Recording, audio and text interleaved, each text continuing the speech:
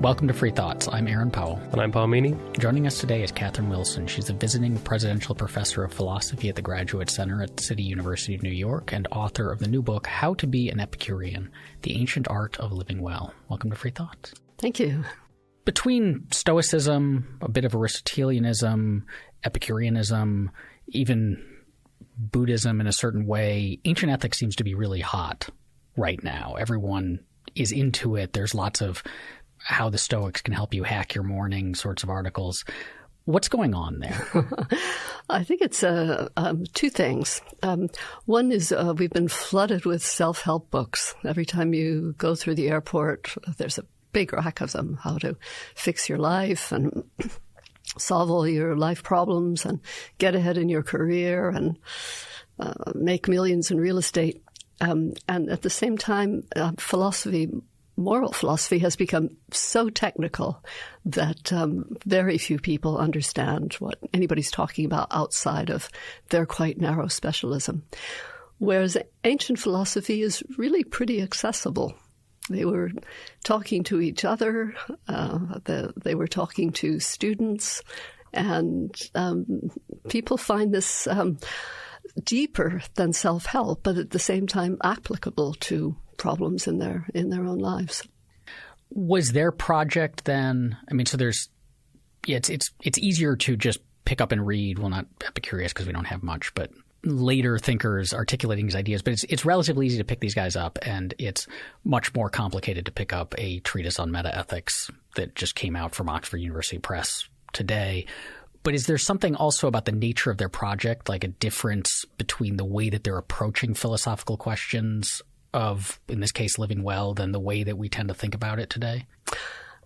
Yeah, I think so, because what they were trying to do is fit their ethics and their political philosophy often into a system that was much larger, with a cosmology, a theory of nature, theory of life and death, probably a theology, or in the case of Epicurus, an anti-theology, and Lucretius.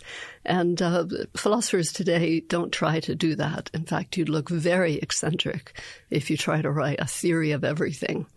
Yeah, so these philosophers, they had extremely broad opinions on all kinds of things. And so did Epicurus write about, like, just nature and politics and ethics all in one? Like, is it all just one cohesive whole for him? Not the separation of disciplines we have today at all? I think it's going to be hard to answer that question till we've recovered more of the ancient books that he wrote, ancient texts. He supposedly wrote 37 different treatises, calling the books, on these topics like kingship and nature and love. And we don't know because these were all destroyed. The majority of the manuscripts in the eruption of Vesuvius and are just now being unrolled and read and reconstructed. When they are reconstructed, I think we'll be able to see how systematic they are. But Lucretius, I think, really did make a system out of it on the nature of things. One topic really does flow very naturally into the next. So we'll plunge into Epicureanism specifically then. And I mean, I think for a lot of listeners, an Epicurean is like that Roman robot on Futurama, or is the glutton, or is the name of people who are really into cooking magazines. But what is Epicureanism? What's the core of his set of ideas? I think one of the central ideas, and you're right, I mean, our cliches are somebody with two forks digging into some big pork roast or something, right? Or being very finicky about their choices of wine and cigars and things. I think the central idea in Epicureanism, I think, is the idea of the limit. Well, first materialism and second the limit. So, as you know, the Epicureans think there are just atoms and void, ultimately. Nothing else, no supernatural entities, no gods, no souls. So everything has got to be somehow a combination of these small particles. Not exactly what we think today, but there's certainly a historical relation. And the idea of the limit is that everything is made up, is a combination of these particles. It sticks together for a while. It can undergo different transformations and changes, but ultimately it's going to fall apart. So you can't expect anything to be permanent, though you can expect things to have the sort of lifetime that things like that should generally have. And that applies to the cosmos, to political empires, to people's life and health, and many other things you can think of. And what do we know about Epicurus himself? That Epicurus was the founder of his school first, emigrated to Athens. He wasn't born there. And he seems to have been supported by wealthy friends. I've always wondered about how did he get the wherewithal to buy a house in the middle of a garden, that is to say, a grove of trees, and feed and entertain all these people for so many years. Well, apparently he had help from other people who approved of his philosophy. I'm not sure how they were making their money, but he certainly wasn't involved in politics and commerce or the usual ways that people made money back then. So he had a school, he had followers and students, males and females, apparently maybe some former slaves, and they took their meals together and had conversations and probably took notes, wrote books. So it feels like when you read about Epicurus, the vast majority of people at the time did not understand what he was doing whatsoever, and they thought he had some sort of giant house that had loads of different meals and it was really lavish and they're always having lots of fun and doing all these crazy things. So the kind of life he actually led, what did it look like roughly from what we know? Well, Epicurus says you only need a little bread and cheese and water. You don't need fish and drinking bouts and things like that. So meals were probably fairly modest, though I don't believe they were quite as modest as that, bread and cheese. Probably the usual things that other Athenians ate. I don't know how much drinking there was. In the Platonic corpus, you get the sense that philosophy and alcohol went together. Still do in some quarters. And I don't really have a sense of whether it was the same way for the Epicureans. And then we don't have a body of his writing in the way that we do with Plato or Aristotle. So how are we, you have written a book about Epicureanism. Like what are the sources that you're drawing on for this? We have a collection of sayings, the Vatican sayings, and we have these scrolls that are being unrolled from the Herculaneum and being reconstructed. And we have the testimony of Diogenes Laertius, who wrote these 10 books on the philosophers and who gave the best account that he could from letters that Epicurus had written that he had access to. And otherwise, we have Lucretius, who did have Epicurus's book called On Nature, and who then wrote his On the Nature of Things based on that book of Epicurus's. We talked a little bit about their metaphysics, the atoms and void and the limit. But one of the interesting things you can talk about briefly in your book is, did they discover evolution? They discovered what was later called the system of perishing, because they had to explain how if there were no gods, no creator God, which I think all the other major sects of ancient philosophy, maybe with the exception of Aristotle, who thought the world had always been here, they had to explain how could there be plants and animals with their incredible structures and functions. So they argued, well, atoms came into combination, and some of these combinations were stable, others were unstable. The stable ones persisted, and eventually stable combinations that could reproduce themselves persisted. That's one account you get. In other places, Lucretius just describes animals as springing from the earth from seeds. So sometimes Adam seems to mean seed or seminal principle or something. But system of perishing was there. And, of course, everybody in the 18th century knew about this.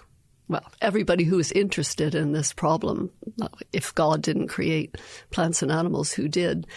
They were familiar with it, and Darwin was certainly familiar with it himself. So from all these kind of abstract metaphysical principles, did Epicurus derive any sort of ethical philosophy from all this?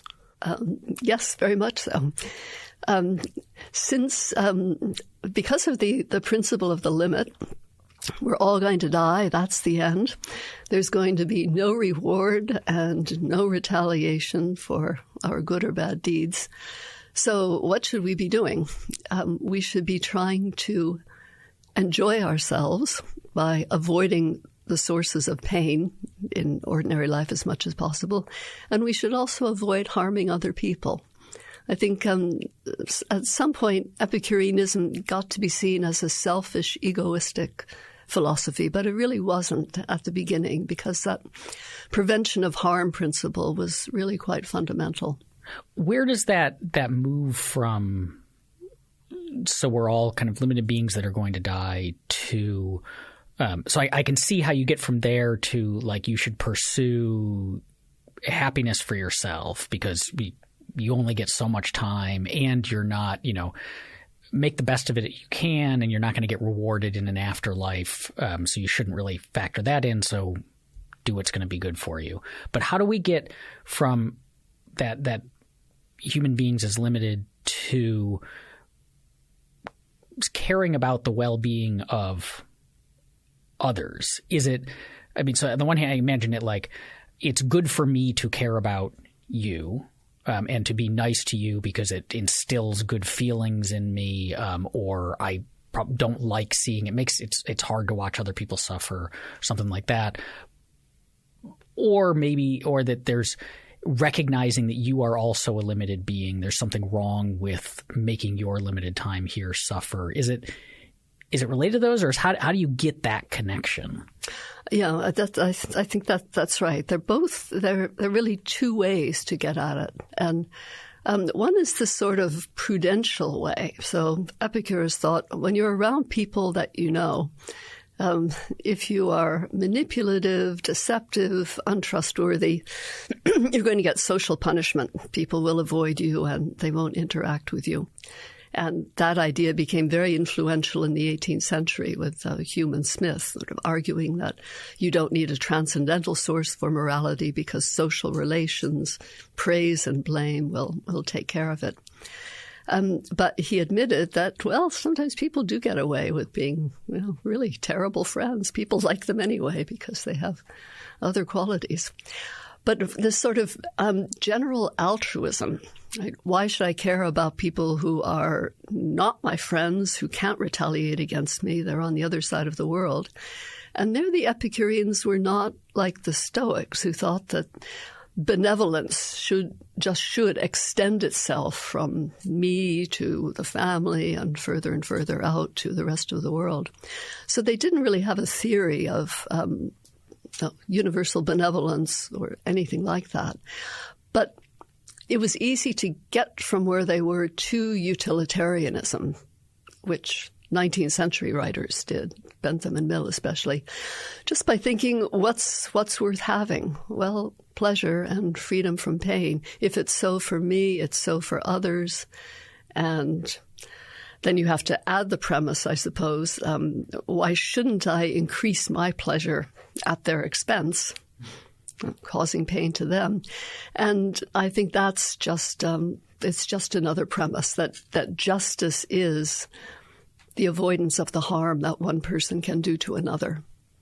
Is Epicureanism just utilitarianism then, as we currently understand? I mean, obviously it wasn't, because utilitarianism wasn't a thing, but are there meaningful differences between those two theories?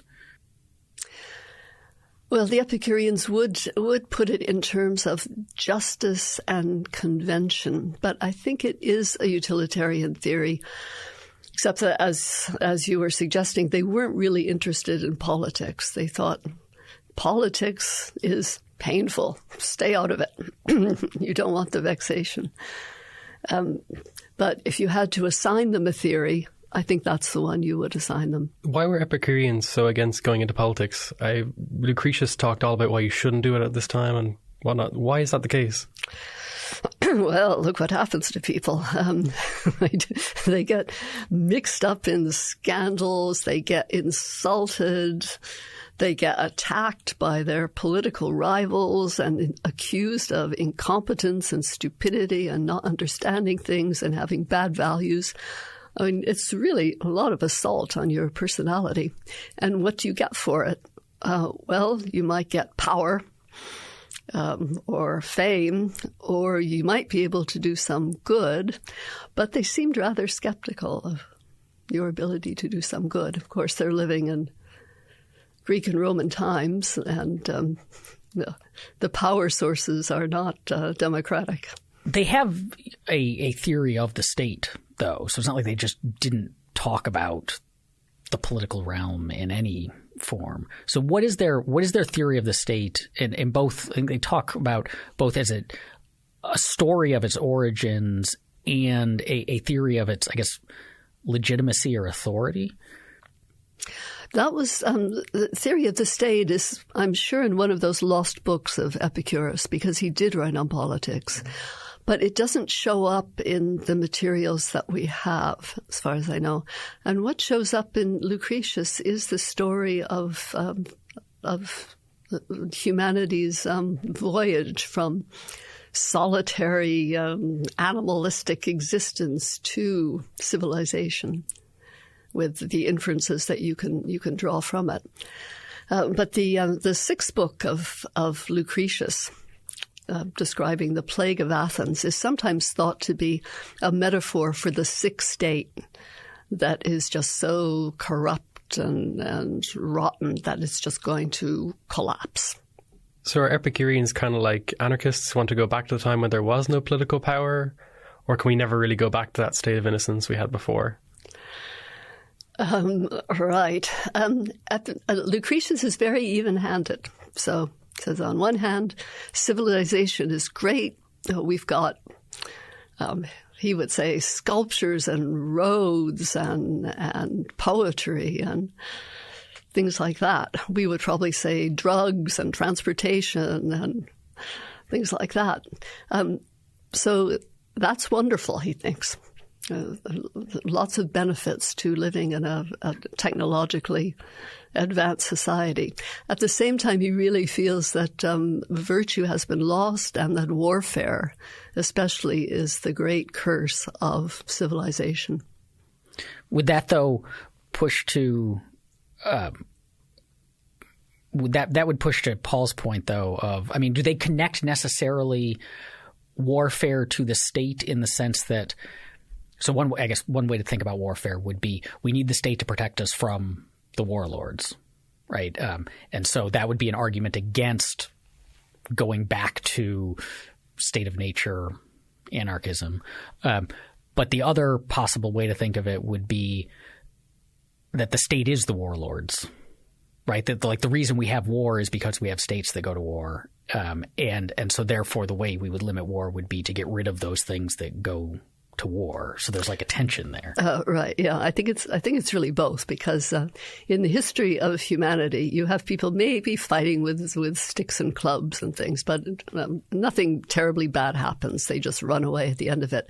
But as soon as you have wealth accumulation and princes and kings and a nobility, then you have to start defending the city. That becomes very important in Plato. So the state becomes the owner of the military, which becomes a basically parasitic class living on everybody else's labor, waiting for the need for them to do something. And you also become aggressive because now you've got all these soldiers there sitting around, and the neighbors have some goods and gold and treasure and fields and population. Why not go use your people to see what you can get? So, yes, the growth of the state and all the evils of militarism go together for both reasons. How could you get rid of them? Could you really go back to people living in villages with sticks and clubs and no armies? No, that doesn't make any sense. But the other way out is the way that Hobbes thought was sensible. You centralize authority. So instead of having rival princes and people jockeying to become emperor of the world, you get a centralized authority that can serve a policing function. Is this so? Sometimes you hear like the Epicureans had like a proto social contract theory of government, which was Hobbes's theory as well. Is that true? Did they have something that we can reasonably call that? And then did that influence Hobbes? Yes, absolutely. Because if you don't think that that the model for the state lies in the regular movements of the heavens or the commands of God revealed in sacred scriptures, what else could it depend on? Just the agreement of people about what kinds of rules they want to have for themselves. And that will change, they emphasized, as circumstances change. Was it controversial to take the beliefs on of someone like Epicurus? Because throughout history, he might have been thought of as an atheist almost, because he didn't believe in the benevolence of the gods. They don't really care what happens. Everything's just atoms. Was it controversial to be an Epicurean throughout European history? Oh, yes. Yeah. And that may be one reason that Epicurus was a little careful about what he said. He said, there are gods, but they're not gods like ordinary people believe, but you should still have a pious attitude. You should still take part in the festivals and visit the temples. Impiety didn't work out for Socrates. Impiety didn't work out for Socrates. No. Lucretius is much more damning about religion. So he starts off talking about the Iphigenia story, where Agamemnon sacrifices his daughter to get the goddess to change the winds. And he says that's the kind of thing religion makes you do. So, but of course, the Christian authors and also Jewish and Islamic authors, the Epicuri, they were dangerous people. Isn't there a painting of Lucretius stomping on the snake of superstition or something like that? Yes, Epicurus. I think it's Lucretius crowning Epicurus, who has the snake or dragon of superstition underfoot. So there's the influence on some of those Enlightenment thinkers, but what is the scope of, I guess, Epicurean influence? Because we hear obviously like Aristotle was maybe the most influential philosopher who's ever lived, right? And the Stoics had their hands on the reins of power throughout Rome. But what does Epicurus's influence look like going forward? Okay. I think Epicurus is more important ultimately than either Aristotle or the Stoics. Oh, really? So, yeah, I'll take that That's position. a big claim. Yeah. So, right. So first, for the sciences. Form and matter as basic ontology, that didn't really get developed into anything we're familiar with now. Whereas atomism, you can trace it historically from Epicureanism to the 17th century revival of atomism and refinements and developments right down to the present day. It's a very continuous history. And the Epicurean attitude towards science, which is everything has an explanation. That's a physical explanation. Now, of course, we don't think just atoms smashing into each other and rebounding or anything like that. But there's a physical explanation, but it's going to be hard to get to because we can't see those particles. And all we can do is propose models of what's happening and then try to find ways to test them. But there will often be different possible explanations for the same phenomenon. And that's why science is difficult. And that's why there's much about the world that we don't understand, but that we potentially can. So science is one stream. And the other stream is this political stream that we were talking about earlier. Because if they're just, if everything's just atoms and void, and if normativity is convention and decision that changes as circumstances change, then there are no timeless truths. There are no political models that are necessarily the best for all times and places. And human welfare becomes what you really want to have in focus all the time. So I can see from this, like, there's one really great point and one point that worries me. The point that's great is that it kind of demystifies government or the state. It's not this magical entity. It's not God-given. It's not divine. We're not political animals. We can change. There's no one way of doing things. There's lots of different ways of doing things that might have a state, might have different degrees of it, or might not have a state at all. But the one worrying thing is that if everything's conventional, would Epicureans be against the idea of rights or something like that? This is something that I talked about in the book. Bentham said rights are nonsense on stilts, famously. So that seems a very shocking thing to say, because we really think human rights, that's maybe the only thing that can justify you going to war, is to preserve human rights. And the right not to be incarcerated for no good reason or just political reasons, the right to defend yourself, the right to all sorts of other things. We feel very deeply that these are somehow intrinsic to human beings. But the Epicurean position is that's kind of a superstition, and that what we call rights are really decisions that we can't imagine going back on. We've decided you shouldn't be held without trial indefinitely in solitary confinement. That's just a really bad thing that we're never going to change our minds about. So we're going to call that a human right. And so on for things like the right to health care, the right to an education. People do disagree about those things, whether there's a right to them or you have to earn them or you have to be lucky.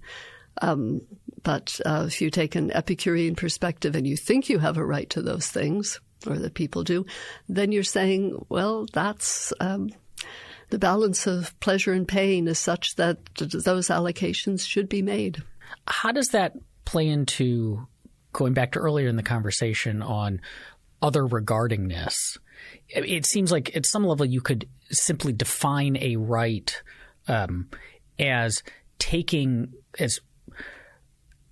seriously like the worth of others to a very high level, right? So if I should care about your well-being and I care a lot, then I will end up believing that you have certain rights, or at least acting as if there are things that it's always wrong for me to do to you. So does that, if rights are conventions, or they're simply things, like we've gotten to a point where we can no longer imagine going back on this, but that's not a strong support for them, because there always will be people who can imagine all sorts of crazy things, and that evolution of it. There are lots of things that we couldn't imagine going back on now that people 200 years ago couldn't have imagined holding the position that we do. Does that conventionality undermine this notion of like a necessity of regarding the welfare of others and not just my own? Does it like just go back as like an acid and eat at that requirement too? I think it has. It was meant to have that intention when, for example, the UN came out with a list of, I think, 42 different rights that people have globally. And you might say, well, where did that come from? Did we just look into the interior of people and see there are 42 things that we are obliged to do for them at whatever cost? So, yes, an Epicurean says that's kind of superstitious, but we can still discuss whether it would be good to further distant other people's lives in those 42 different ways, and how much it would actually cost us. And this is where I think people are often a little bit misinformed. So Partha Dasgupta, for example, estimated somewhere that you would need only 5.5% of global GDP to bring everybody in the world up to a decent standard of fresh water, enough food, enough health care. That's not a huge amount. And you could set the bar quite high, probably for 10%. So it's not as though we're being asked to go live in huts so that other people can get their vaccinations or anything like that. So this brings up something. This is like a broader issue. This is a take a step back sort of issue that I thought of as I was reading your book, and it came up in the context of your political discussions. You have a chapter, I think, like Epicureanism and Social Justice. I think is the title of the chapter, but I think it's also broader than that. Is that we've got these moral theories, and so what you're doing in this book is saying you ought to be an Epicurean, and here's how to do it. And here's why I think you will benefit. You ought to want to be an Epicurean. And so what that involves is that project fundamentally involves saying taking this theory as articulated by Epicurus as Lucretius, extracting something from that, and then operationalizing it, applying it in the world so that it becomes meaningfully action guiding. I can say, like, as an Epicurean, I'm faced with this situation. How should I respond based on my Epicurean priors? But that move, that taking action, depends on stuff external to Epicureanism per se. So it depends on knowledge of the world, on other theories that we accept or reject. And how do we – so like you and I'm quite certain we disagree on a lot of political issues.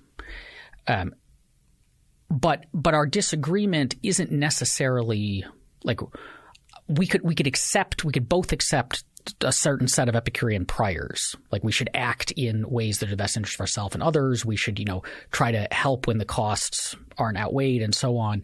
But we could get to radically different conclusions based on other knowledge that we have, other beliefs. And so given that,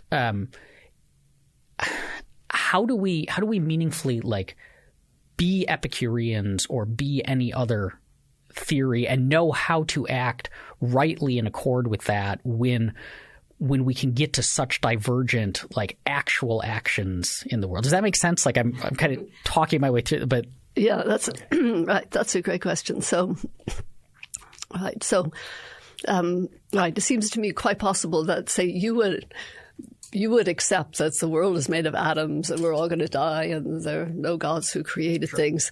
And yet, as you say, you and I might have quite different beliefs about desert or taxation or what we do about poverty and slums and things like that. And I think, well, still the Epicurean perspective is quite helpful because it says there are scientific facts that could help us decide, which of us has the right policy. We're all trying to do the same thing. We're all trying to make the world a decent place for people, but still not have to sacrifice too much of our own enjoyments. So we all agree on that. And then the question is, well, how does the world work in invisible ways? Causality that we can't directly perceive, such that it's causing, say, poverty or unemployment or warfare. And the Epicurean says, well, there's an answer to that because these things are all mechanisms and there are no supernatural influences. And if we find out how society works, how the world works, then we can see how we can have the right kind of social technology and economic technology that will improve things. So it's a work in progress kind of philosophy. It keeps moving forward every time. Exactly. It's never just one, like the Stoics have one set of principle, virtue is the aim, and that's that. But Epicureanism will always just be changing evermore. It says, learn about the world. There's so much to learn. And when you've learned, maybe you'll see how to make things better. But is there call it like an epistemic humility requirement? So So one of the critiques that sometimes gets made of utilitarianism or consequentialism in general is it introduces like an analysis paralysis sort of problem. If the right action for me to take is the one that's going to produce the best consequences, and I have to add up all of the consequences both now and into the future and everyone who might be impacted, that's an extraordinary amount of information that might be impossible for anyone to know, but is certainly impossible for me to know in the moment because I can't take the rest of my life to make the decision either. And so it might be that I act out of the best intentions and with, strong Epicurean or consequentialist utilitarian principles, and I just get it wrong. Like the consequences of my act are not as good as I hoped or not quite the same as I expected them to be. And we all know that. None of us think that we're omniscient beings. But it would seem that would then counsel for at least trying to limit the scope of my actions such that if I'm choosing between – so like nutrition science is one of these things where it's constantly – every day there's just a study that contradicts the prior study that contradicts the prior study and so on. And – so I can say like, okay, well, I'm going to try the best I can, but it might be that this thing, if eating margarine turns out like that was a mistake, but I ended up just kind of hurting myself, right? But if I were to instead institute a policy through a political mechanism that said, okay, well, I'm going to make everyone eat this stuff, right? Then so I'm operating on the same level of knowledge. There's just as much of a risk that it's going to be the right or wrong for any given person as it was for me making it individually. But if I'm wrong, the consequences are much worse because I've now compelled everybody to make the same ultimately wrong decision. So with that, if we're going to go through this add up the consequences or happiness, does that mean that we should avoid making decisions that are broader in scope, which would then seem to cause a problem for political action, which is kind of by definition broader scope than individual action? Right. Well, there are lots of really tough objections to consequentialism. You mentioned the sort of Kantian point that we just can't always predict the future. All these unexpected things happen, and who are we to know how things are going to turn out, especially when we're dealing with millions of people and lots and lots of different factors coming into play. And there's also the problem of interpersonal comparisons of well-being. How do we know that something valued by A is also valued by B? But I think what we can do is, and Amartya Sen has made this point, that instead of thinking in utopian ways about designing a system from the top down, we look for particular problems as they arise. And I mean, I think that's something your institute does. I was kind of looking at your books and articles and things. So you look at a problem like monopolies, or you look at a problem like urban poverty. And then you try to figure out what's going on, what has been tried, and what seemed to work, what didn't seem to work. And when you're lucky, the experiments are already there because different communities have tried it one way or tried it the other way. You don't have to go and force everybody to eat margarine or take some drug, but you might have to experiment with giving them or not giving them food stamps or free vaccinations or something. Then the problem comes in that you're going to have to harm people eventually. And that would go against Epicurean principles of let's have this tester, let's try this new policy, let's test it on some people, and maybe it lasts for a few decades and it's really harmed some people's ability in society to get ahead or to have certain kinds of education and whatnot. So the way everyone reads it differently, and the way I interpreted it is that you're not going to know very much. There's so much about the world to know. So it's best off just to stick to your own guns, to let other people do as they will do. And there was a good quote by him, and it was, "The justice of nature is a pledge of reciprocal welfare." I thought that was a really good idea. Just the idea that we should just work together instead. Don't do these grand projects for other people. Just work together on an interpersonal level.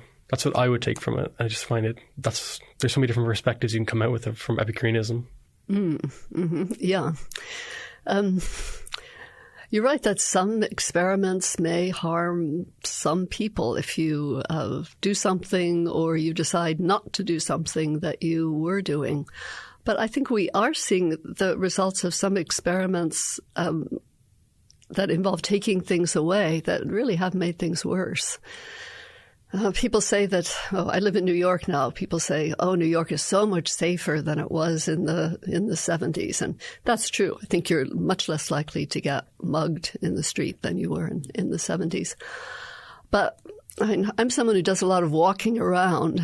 And when I go to the South Bronx, I think whatever policy is in play here, it's just not working.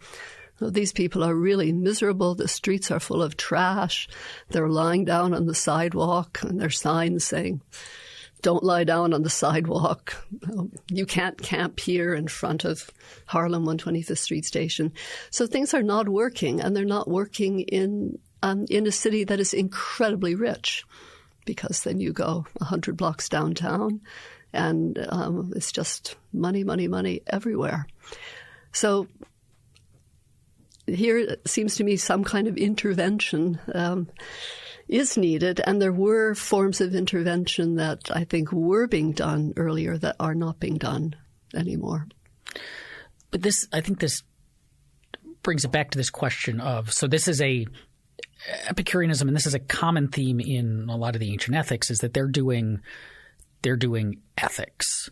And I know, like, ethics and moral philosophy can be used interchangeably, but I tend to think of them more as like ethics is like guide for living, whereas moral philosophy is we're going to analyze right action.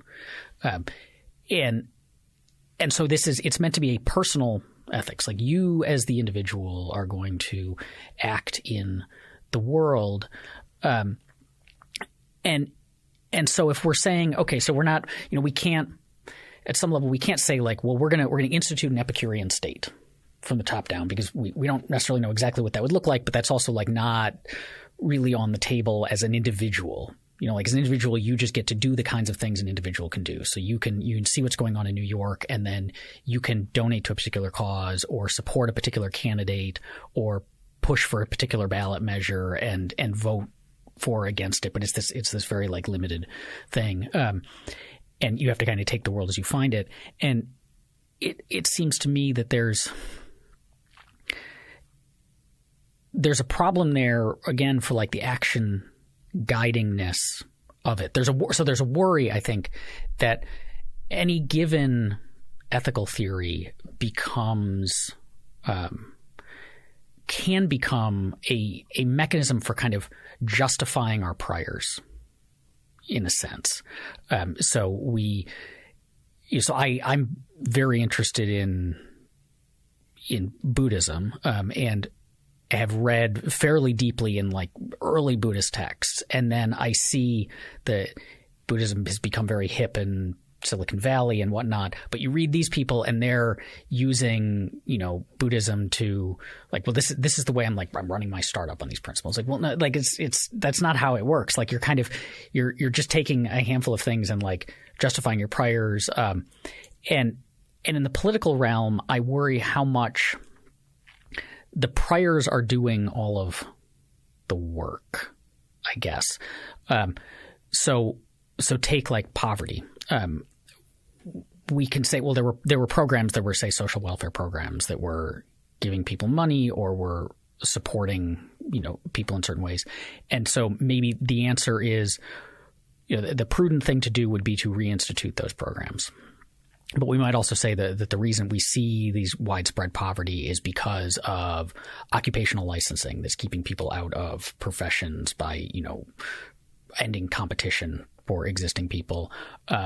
Or it's, stop and frisk policing, or it's the war on drugs. It's like, so it's instead of like we should start doing X, the way to end poverty is just to stop doing A through F, and so we can have those disagreements, and we could have those disagreements with like lots of different moral theories. So I published a book with Libertarianism.org, edited volume called Arguments for Liberty. I got a bunch of philosophers to articulate their preferred moral theory and then argue for why libertarianism flows from it. But you could do the same book for why progressivism flows from it, or why conservatism, or why Marxism, or, it's, and some of them might seem more plausible than others, but reasonable people could do that sort of thing. And so that's my question is like, if we adopt this theory and then we go out into the world, in what ways does the theory, so in this case it could be Epicureanism, but this would apply to all sorts of things, in what ways does the theory like really change the kinds of things that we already wanted to do, or already prefer to do, or already believe? Gosh, that's a large question. So I think one point you wanted to make is that sometimes things we have done that we thought were incrementally useful in helping people, like having a bunch of regulations for becoming sports physiotherapist or something. You need an MA or something. We now say, well, that's just irrational and making things worse. Certain zoning practices or commercial practice could just be making things worse. And so, yes, that's something to keep in mind. I think the important prior, as you're calling them, sort of a new concept for me in Epicureanism, is the powerful and clever ones will try to take advantage at the expense of the more clueless and weaker ones. That's just sort of a priori. And there are many places where that isn't happening, but the place that everybody's worried about right now, where it is happening, is global wealth staying out of the taxation system, because very clever lawyers, very clever financiers have figured out how to do this. And this is just an example of this Epicurean principle from the history of humanity, that that's what they do. And politically, that's what we have to combat, ethically and politically. When the average person right now, you look around kind of the way that typically people, say in the U.S., live, this bracketing aside politics, just like daily life sort of stuff. What would, if more people took Epicureanism seriously, what kinds of things would we change about the way that we live? I think we would consume less. We would do more things with our hands and minds and in the outdoors. We would thereby preserve the planet. Growth would have to be zero growth. I don't think we can go on indefinitely just taking stuff out of the ground unless we all want to really live in a plastic bubble on Mars, which I don't think we do. So I think we could retool our lives to have just as much, on Epicurean principles, enjoyment, without as much acquisition, without as many things, without as many consumer goods, without as much throughput, as the economists call it. We started this conversation by noting how hot ancient ethics seem to be. And so Epicureanism has competition on the pop philosophy bookshelf, I suppose. So why should someone who is looking for an ancient ethical theory pick the one you're advocating over the others? I don't think Stoicism works. Okay? Stoicism says that when anything goes wrong in your life, and it will go wrong, you just have to get some distance on it and see everything from a very detached perspective. Marcus Aurelius has absolutely lovely passages about this. They're aesthetically beautiful, but do they even work? And I'm not persuaded that they do. Where the Stoic says emotion is your enemy. You want to have a tranquil life in which you are undisturbed by things. And the Epicurean says, no, the emotions, and George Ainsley, I think, has made this point, the emotions are what make life worth living. And you've got to accept that there will be ups and downs. You just want to be reasonably prudential so as to avoid the worst things that can happen to you. And, of course, you do have to sometimes come to terms with your illness or your losses or your political disgrace or your intellectual failure. But you don't have to live as though you're always preparing for the worst. You can let things come.